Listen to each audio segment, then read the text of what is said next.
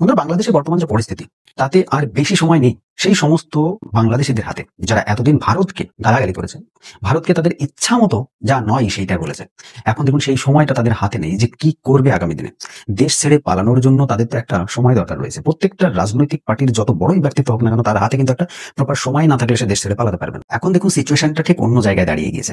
আজকে বাংলাদেশের ভিতরে শেখ হাসিনার যে সমস্ত রাজনৈতিক পার্টির যে সমস্ত নেতারা রয়েছে, মানুষজন রয়েছে, তারা কিন্তু উগ্র হচ্ছে আস্তে আস্তে। আর এর মধ্যেই এই যে সার্জিস আলম বলুন, হাসনাত আব্দুল্লাহ, আরো যে সমস্ত এতদিন শেখ হাসিনাকে গালাগালি দিয়েছে, বঙ্গবন্ধু শেখ মুজিবুর রহমানকে গালাগালি দিয়েছে, তার সঙ্গে ভারতকেও কিন্তু গালাগালি দিয়েছে। আজকে সেই সমস্ত ব্যক্তিগুলো, সেই সমস্ত মানুষগুলো, সেই সমস্ত চুনোপুটিগুলো এখনো পালিয়ে ফের পারছে না। কারণ দেখুন, ডক্টর মোহাম্মদ ইউনুস কিন্তু হাত গুটিয়ে নেবেন।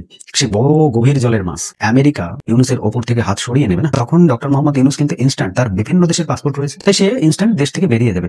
পড়ে থাকবে কারা? পড়ে থাকবে ওই চুনোপুটিগুলো।